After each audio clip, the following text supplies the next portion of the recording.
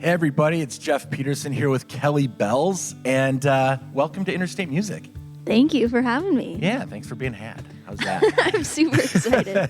It's been fun to watch your career grow literally from afar. I mean, I'm the social media up and coming musicians kind of stalker guy, and I have been following you for a long time and watched your whole social presence and your music just kind of evolve. How long have you been really knowing that music was what you wanted to do? Well, thank you for following me for so long. That means a lot to me. That one follow, one engagement, all those little likes. It all counts. It all counts. But I've been wanting to do this since I was like a tiny kid. Yeah. So I hear people say that, right? But when you were that tiny kid, what was drawing you to music? Was it just a song that was playing around in the house? Was it singing in a church? Was it singing in front of friends? Was it acting like you were somebody else? Like, what made you drawn to music that you thought, I want to have a microphone in my hand, or I want to play a guitar? Yeah. So lucky enough, I was born into a very musical family. So my grandma was a singer. Okay. She sang in like jazz, big band stuff. And then my mom was a singer too. Really? And she was in a band with her three sisters. They were like a vocal pop harmony group in the 90s. So I actually grew up touring with them. That's cool. Yeah, so I, grew up backstage at county fairs and in a van traveling and all of that. So it was a pretty easy yes from me, because it was just what I was around, and my mom would be singing all the time in the house and grew up listening to country music, and a lot of her influences are my influences too. So what were those influences? Oh, like the Dixie Chicks, Shania Twain, lots of stuff. Even like, I remember like one song that sticks out is like Closer to Fine. Like that was like a song of my childhood. Yeah. And even like Stevie Nicks and, all that. that was the music in our house. Did you ever like find yourself like harmonizing with your mom and singing? Yeah. Was that like a thing that you guys did together? Yeah. Yeah. And the music that they performed, was it kind of cover music, or were they writing originals? It was originals. Yeah, they were actually signed to MCA in 1999. Okay, so that's a real thing. In LA, yeah. So I was just a little baby when they got signed, and they actually had a top 25 pop AC hit in the 90s. Amazing. Yeah, so that's a lot of fun. Yeah. So do you see yourself kind of following a roadmap that they went down, or veering from it because of the difficulty of the music industry? Like, have you kind of been like almost like guided by your mom to like, hey, watch out for this, or hey, do it this way, or try to figure it out a little bit different? Oh yeah. And what was the biggest thing that she kind of gave you advice for, as far as like getting into it seriously? Well, other than telling you don't. Yeah, no, literally. At first she did it. She was really like wary of me doing this, just because, they ended up getting dropped from their label and had that whole kind of, the music industry, a lot of times it's a big high and then a huge letdown. Yep. And that's kind of something that happened to them, but they continue to make music and were really successful in the Midwest. But I think for me, she was like really warned me a little bit, like, hey, this is really difficult, and if you want to, it's needle in a haystack. It is. It really is. And also she would say to me a lot when I was just getting into this, like, look, if you really want to do this, like, you have to know with your whole being that you have to do this. Right. So it felt really important that I really wanted it. Right. Because when you're in this industry, you're tested in so many ways. Yep. So it's not for the faint of heart. It really isn't. And it looks really shiny and glamorous, but, a lot of times it's not. But and it's even more difficult in today's journey for an up and coming artist, because I think back when your mom was doing it, Mm-hmm. it was a little less. Nowadays there's all the social media side of it, all the different directions. Oh, you have to do this. Oh, you have to do this now. Oh, the trend is that. Yeah. Oh, now this is happening with music. You've got to get all these things that everybody says that you should be doing or have to be doing in order to make it. There's like 17 different ways that people are telling you that you have to do it. Yeah. So it's really hard to do it on your own. Back then it was a little bit more of a straighter. Yes, path. 100%. And the funny thing is, like, my mom's like in it. Like, she'll like find things. She'll be like, you should be doing this. Like, she like really gets it. Yep. And that is a huge asset, I think, for me. And also, I think I totally get my work ethic from my mom. Like, she is the hardest working human. So that and I can tell you're very driven and hardworking just in the way that just following you on social media, like, because I know what goes behind all that. Yeah. It's a lot. Yeah, it's a lot. It's a lot. There's a lot that people see, and there's a lot of people that people don't see. But I love it. You know, it's really rewarding. It's what I'm supposed to be doing. I know that. What's sure. your favorite part about it? Live shows. It is live shows. Yeah, and writing. It's like I love both of those things equally, really. And how often in a week are you writing yourself or, in writing sessions with other writers? Like, how does that fit into your world? So back in 2020 and like 2021 when COVID was happening, I literally was like, I'm just going to write every day, sometimes twice a day, and just really try to hone my craft writing because that's all we could do, really. So in those years, I wrote like 200 songs, both of those years. But now I'm down to and you wrote it by yourself? And by myself or on, co-writes on Zoom, honestly. Okay. Okay. That's a whole nother challenge in itself. Yeah. Is actually writing with somebody that's not in the room. Some of my biggest songs are from Zoom. Really? All Hat No Cowboy, He Gave Me a Ring, were all written on Zoom. And how do you connect with all the different songwriters that you've been doing? What's your biggest networking advice? Just go to writers' rounds and try to make friends with everyone. And that's really it. And just finding the people that you feel like you have a connection in their lyrics and their sound and their vibe that might fit you. Yeah. But I also my thing is I just try to be friends with everyone. Well, you're the nicest person I've ever met. So that makes sense. I don't think this is a difficult thing for you to be everybody's favorite person. I just try to be friends with everyone, and it's more like I just make friends with people, and then I find them on social media, and if I think their music's cool, then we write. That's awesome. That's pretty much my strategy. that's a really easy strategy. Yeah. Just basically find people you like and write with them. Yeah. When I talk to songwriters, it seems like songwrites are always 4-hour chunks of time. Mm-hmm. That's a lot of time to just sit there and try to figure something out. Do you find yourself using 4-hour slots to the end, or do you feel like if you got a song, it's coming in the first hour, and if it's not there, it's let's just go grab lunch? Well, the beauty in it is you never know what's going to happen. I mean, when I wrote He Gave Me a Ring, I wrote it on Zoom, literally top to bottom, 20 minutes. Right. And then it was okay, cool, let's, get a demo, and then that was it. I was on Zoom for probably 45 minutes. You know what I mean? That ends up being my biggest song so far. But then, I wrote a few days ago, and we wrote really hard and, thought about it a lot for about an hour. Then we ended up diverting and having a 2.5-hour conversation, really deep conversation. And then I was like, hey, I gotta go to band rehearsal. And then we came back, finished the song in about 15 minutes, and then I left. So I mean, you just don't know. You don't know. No. There's not a set path to where a song's going to come from and how long it's going to take. So with those 200 songs that you have, mm-hmm. what will you do with those? What does a songwriter / artist do with 200 songs? Because out of those 200, how many do you think you're ever going to cut? Well, the truth is I don't even remember half of them right now. You have them recorded somewhere or written down somewhere?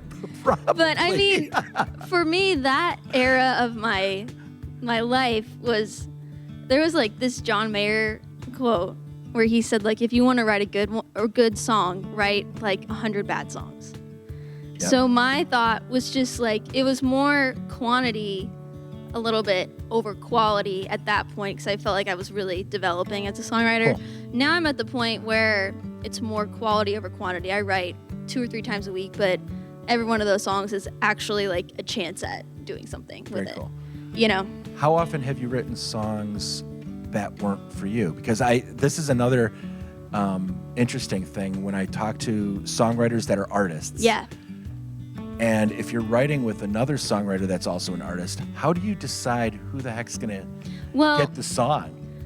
Is it we're working on my idea today? Yeah. So you're just in it for the ride? I kind of like to make it pretty clear at the beginning. Yep. Because for me, it's actually, I don't write a lot for other artists, but I actually enjoy it a lot. Like when I end up in sessions for other people, because for me, when it's my song for my project, I'm constantly thinking, oh, will my fans like this?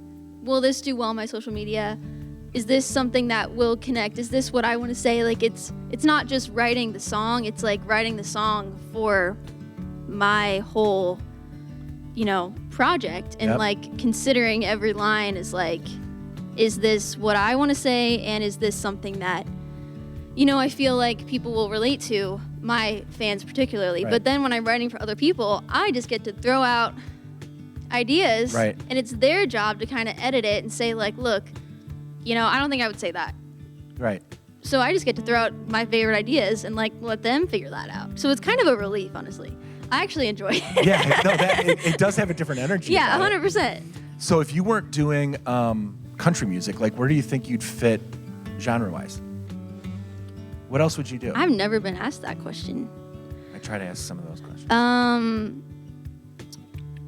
I don't know. I feel like I could either go straight Americana. Okay.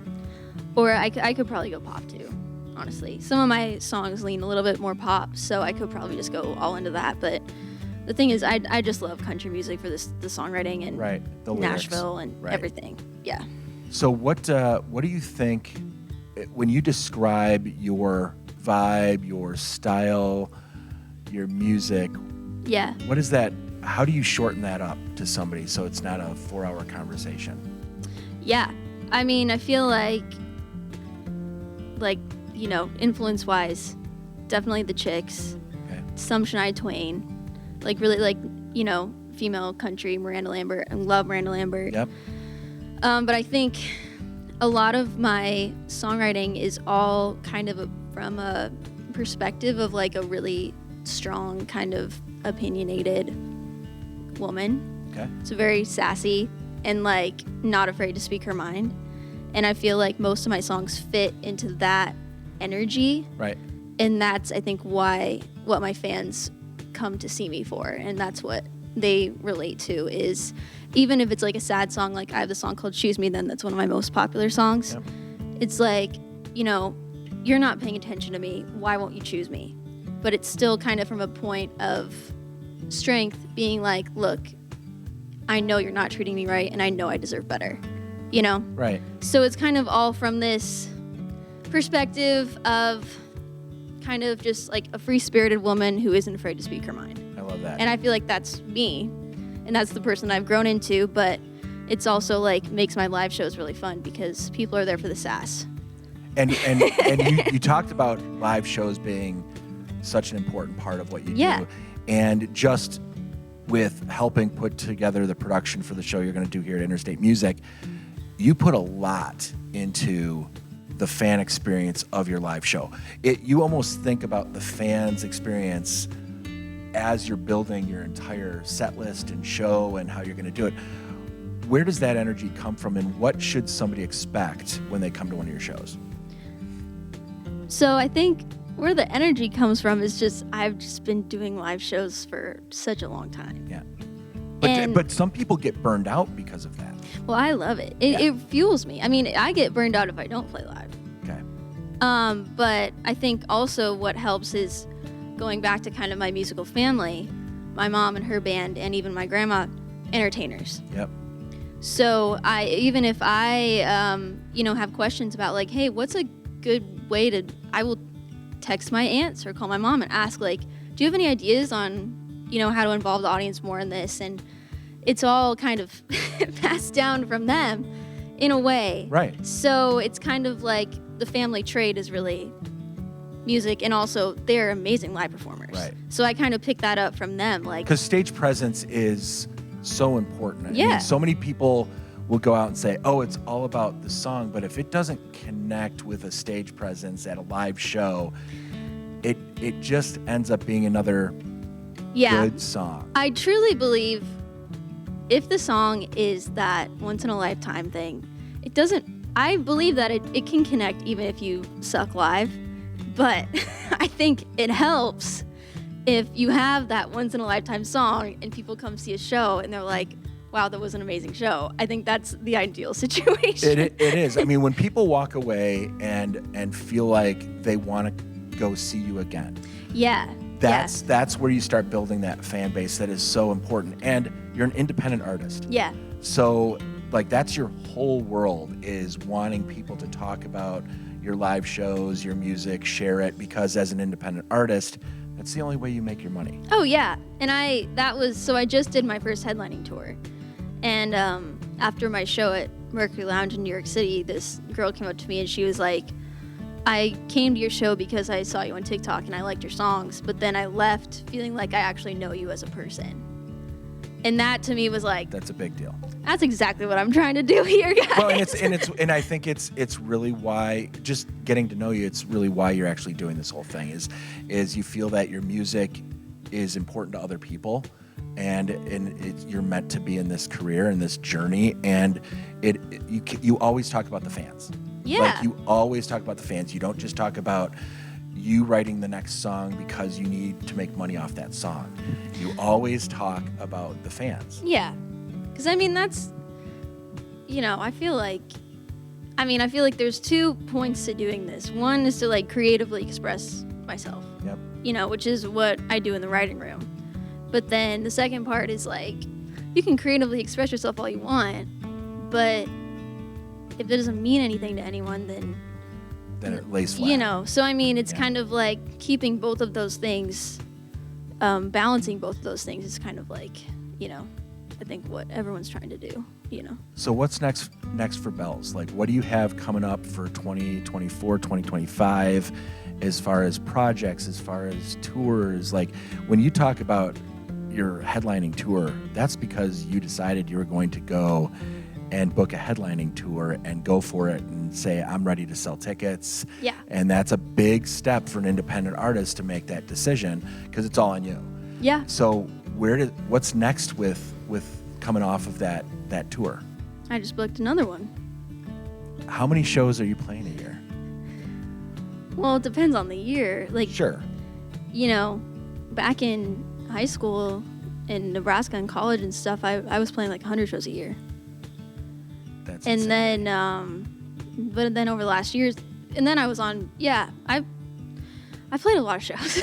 Yeah, you do. Yeah, You're out there but doing it. over the past few years, it's just been really building my fan base. And then, so this past headlining tour was 20. Yep. And then this upcoming one is, I think it's going to be 14. And how many different states kind of are you hitting? Because to play in New York City, being from Nebraska, living in Nashville, I would have never, like, if you said, guess all the cities I've played or I'm going to be playing, like, New York wouldn't have even been on my list. Well, you got to go Charlotte, D.C., Philly, New York. You gotta. And then back down. But to have the fan base, yeah, like to think that you can pull that off, your confidence and what your focus has been, it's amazing that you can actually book that type of a run. No, it was a risk. I'm not gonna lie. It was keeping me up at night.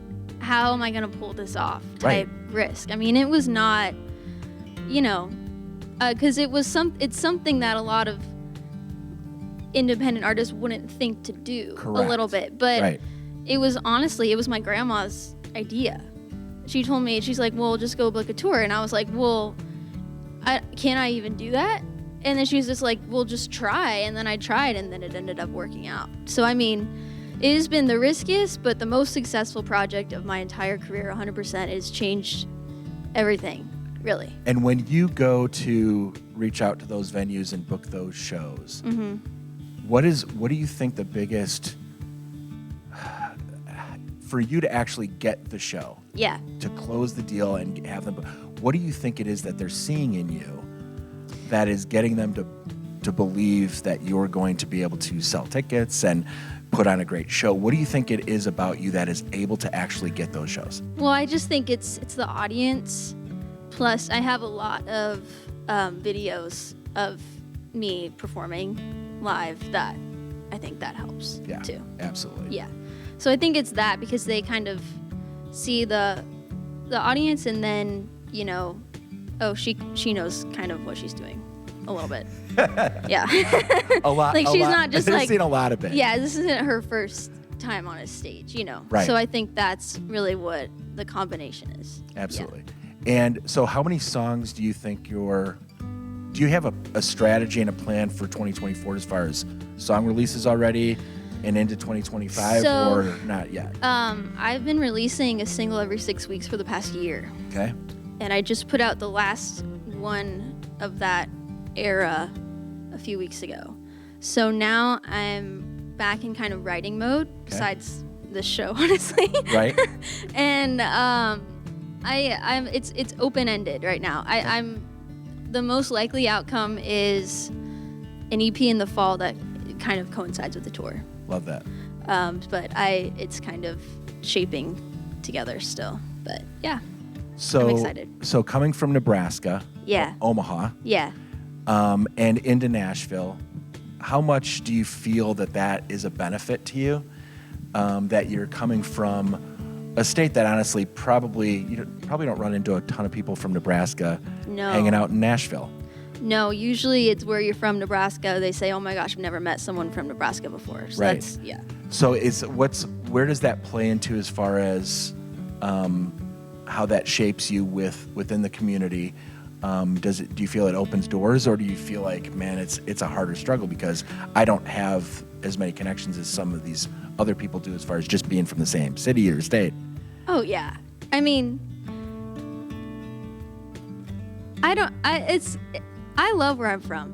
So I will never, knock that, but it's kind of like when I meet someone from Nebraska, it's like immediately we're best friends. Right. But the thing is, there's just not a lot of us in Nashville, No. really. There's really not. So it's kind of like, I definitely probably don't have as many connections as someone from Georgia. Right. Or someone from even North Carolina. Yep. Or just, even California. You know what I mean? So it's a little tougher journey is kind of where I'm getting at, because you don't have those easy groups of people that are saying, hey, who's from Atlanta? Oh yeah, well I who's didn't from Pennsylvania, move there. Who's from West Virginia, type of a thing. I mean, I pretty much moved there knowing no one. Right. But then you go so the Nashville Huskers is like a little club, and everyone goes to the same bar for every Husker game. Yep. And it's my same buddies that I know, one of them's Noah Flourish. He's an amazing pop artist. I went to elementary school with his brother. Okay. So we're really good friends. Another one is Tommy O'Keefe. He's from Lincoln. It's all the same people that I know. I mean, and we're all great friends. We're all Huskers. Yep. Go Big Red. But I mean, that's kind of a little bit. That's kind of it. You know. Yeah. What I mean? Right. Compared to maybe someone from Mississippi. Right. Who can go to the Mississippi bar for Ole Miss games, and there's a million music people there. Right. It's not quite the same thing, but to be honest, I don't really feel like that's been a huge detriment to me. Maybe it hasn't been a plus, right. But I don't really think, I feel like everyone in Nashville, immediately it's hi, nice to meet you, where are you from? Because everyone's from everywhere. Yeah, the city is one big networking event. Yeah. Which can be exhausting. Oh, yeah. But when you meet someone from Nashville, it's whoa, that is crazy. You know what I mean? But where are they supposed to move if they're in music? They're not going to move to Omaha. Yeah.